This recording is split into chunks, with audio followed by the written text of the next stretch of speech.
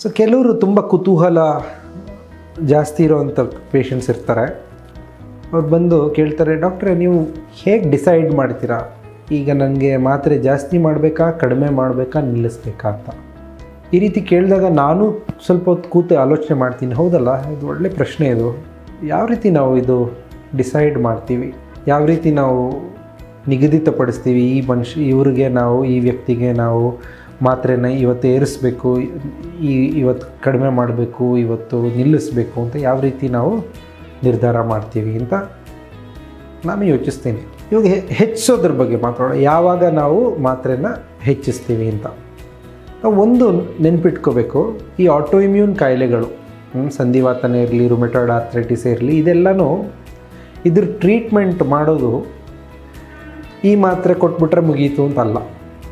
ಇದ್ರ ಟ್ರೀಟ್ಮೆಂಟ್ ಮಾಡೋದು ನಾವು ಈಗ ಕಾರಲ್ಲಿ ಹಾಡು ಕೇಳ್ಕೊಂಡು ಹೋಗ್ತಾ ಇರ್ತೀವಿ, ಅಥವಾ ಟೇಪ್ ರೆಕಾರ್ಡ್ರಲ್ಲಿ ಹಾಡು ಹಚ್ಚಿರ್ತೀವಿ.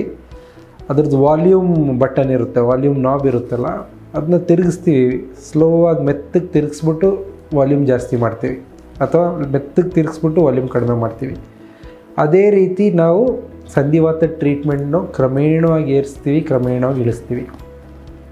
ಇವಾಗ ಪೇಷಂಟ್ ಆಗಿರೋ ನೀವು ನನಗೆ, ಇಲ್ಲ ಡಾಕ್ಟ್ರೇ ಇವಾಗ ಈ ಸಲ ಏನೋ ನನಗೆ ಊತ ಎಲ್ಲ ಜಾಸ್ತಿ ಆದಂಗೆ ಆಗ್ತಿದೆ ಎಲ್ಲ ಹೇಳಾದ್ಮೇಲೆ ನಾನೇನು ಮಾಡ್ತೀನಿ, ಅದು ನಿಜಾನ ಅಂತ ಖಚಿತಪಡಿಸ್ತೀನಿ. ಅಂದರೆ ನೋಡ್ತೀನಿ, ನೋಡ್ತೀನಿ, ಬೇರೆ ಕೆಲವೊಂದು ಬ್ಲಡ್ ಟೆಸ್ಟ್ ಮಾಡಿಸಿ ನೋಡ್ತೀನಿ. ಇದರಲ್ಲೆಲ್ಲ ನಿಮ್ಮ ಕಾಯಿಲೆಯ ತೀವ್ರತೆ ಸ್ವಲ್ಪ ಹೆಚ್ಚಾಗ್ತಿದೆ ಅಂತ ಅನಿಸಿದ್ರೆ ನಾನು ಕ್ರಮೇಣವಾಗಿ ವಾಲ್ಯೂಮ್ನ ಜಾಸ್ತಿ ಮಾಡ್ತೀನಿ, ಅಥವಾ ಮಾತ್ರೆ ಔಷಧಿಗಳ ಅಂಶ ಅಥವಾ ಡೋಸೇಜ್ನ ಸ್ವಲ್ಪ ಜಾಸ್ತಿ ಮಾಡ್ತೀನಿ. ಅದಲ್ಲದೆ ಕೆಲವರಿಗೆ ಕೆಲವರಿಗೆ ಲೂಪಸ್ ಇರುತ್ತೆ ಅಂತ ಇಟ್ಕೊಳ್ಳುವ. ಅವರಿಗೆ ಮೊದಲು ಬರೀ ಮಂಡಿಗಳಲ್ಲಷ್ಟೇ ನೋವಿರುತ್ತೆ, ಆಮೇಲೆ ಕ್ರಮೇಣವಾಗಿ ಬೇರೆ ಯಾವುದೋ ಒಂದು ಅಂಗದಲ್ಲಿ ಶುರುವಾಗಿರುತ್ತೆ, ಚರ್ಮದಲ್ಲಿ ಕಾಣಿಸ್ಕೊಳ್ಳುತ್ತೆ, ಅಥವಾ ಕಿಡ್ನಿಲಿ ತೊಂದರೆ ಕಾಣಿಸ್ಕೊಳ್ಳುತ್ತೆ. ಆವಾಗಲೂ ನಾವು ಮಾತ್ರೆಗಳನ್ನ ಸ್ವಲ್ಪ ಜಾಸ್ತಿ ಮಾಡೋದು ಅಥವಾ ಮಾತ್ರೆಗಳನ್ನ ಬದಲಿಸೋದು ಏನಾದ್ರು ಮಾಡ್ತೀವಿ. ಯಾವಾಗಂತ ಹೇಳಿದ್ರೆ ಹೊಸದಾಗಿ ಏನೋ ಕಂಡುಕೊಂಡ್ರೆ ಆವಾಗಲೂ ನಾವು ಮಾತ್ರೆಗಳನ್ನ ಕಡಿಮೆ ಅಥವಾ ಜಾಸ್ತಿ ಮಾಡ್ತೀವಿ. ಇನ್ನು ಯಾವಾಗ ಕಡಿಮೆ ಮಾಡ್ತೀವಿ, ಕಡಿಮೆ ಮಾಡೋಕ್ಕೆ ಮುಖ್ಯವಾಗಿ ಎರಡೇ ಕಾರಣಗಳು. ಒಂದು ಅಂತ ಹೇಳಿದ್ರೆ ಆ ಮಾತ್ರೆ ನಿಮಗೆ ತಗೊಳಕ್ಕಾಗ್ತಿಲ್ಲ, ಸಹಿಸೋಕ್ಕಾಗ್ತಿಲ್ಲ, ಅಥವಾ ಬ್ಲಡ್ ಟೆಸ್ಟಲ್ಲಿ ಏನೋ ಒಂದು ತೊಂದರೆ ಕಾಣಿಸ್ತಾ ಇದೆ ನಮಗೆ. ಈ ರೀತಿ ಇದ್ದಾಗ ನಾವು ಡೋಸ್ನ ಕಡಿಮೆ ಮಾಡ್ತೀವಿ.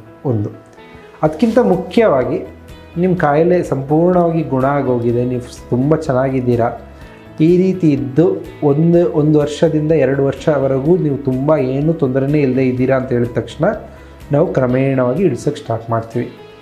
ಇದನ್ನ ಸಡನ್ನಾಗಿ ನಿಲ್ಲಿಸಲ್ಲ, ದಿಢೀರಂತ ನಿಲ್ಲಿಸೋದೇ ಇಲ್ಲ. ಯಾಕೆ ಅಂತ ಹೇಳಿದ್ರೆ,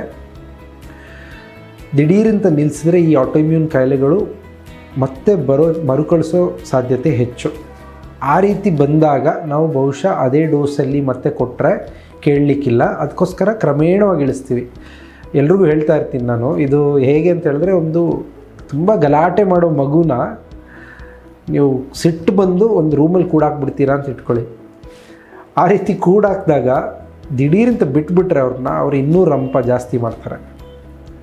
ಅದ್ರ ಬದಲು ಆಯಿತು ಈ ರೂಮಿಂದ ಇನ್ನೊಂದು ರೂಮ್ಗೆ ಹೋಗು ಅಷ್ಟೇ ಅಂತೇಳಿ ಕ್ರಮೇಣವಾಗಿ ಬಿಡ್ತಾ ಬಂದರೆ ಅವ್ರು ಬಹುಶಃ ಸ್ವಲ್ಪ ನಾರ್ಮಲ್ ಆಗ್ತಾರೆ, ಗಲಾಟೆ ಕಡಿಮೆ ಮಾಡ್ತಾರೆ.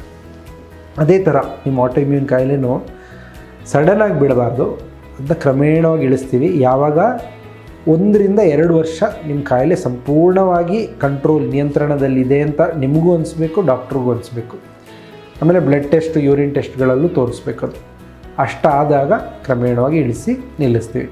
ಸೊ ಹೆಚ್ಚು ಮಾಡೋದು ನಿಮ್ಮ ಕಾಯಿಲೆ ತುಂಬ ಚೆನ್ನಾಗಿ ಕಂಟ್ರೋಲ್ ಆಗಿಲ್ಲ ಅಂತ ಹೇಳಿದ್ರೆ, ಅಥವಾ ಹೊಸ ಯಾವುದಾದ್ರೂ ಒಂದು ಲಕ್ಷಣ ಕಂಡುಕೊಂಡ್ರೆ ಹೆಚ್ಚು ಮಾಡ್ತೀವಿ.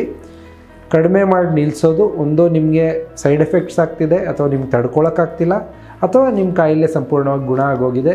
ಈ ಗುಣದ ಪರಿಸ್ಥಿತಿಲಿ 1-2 ವರ್ಷ ಇದೆ ಅಂದಾಗ ನಾವು ಕಡಿಮೆ ಮಾಡಿ ನಿಲ್ಲಿಸ್ತೀವಿ.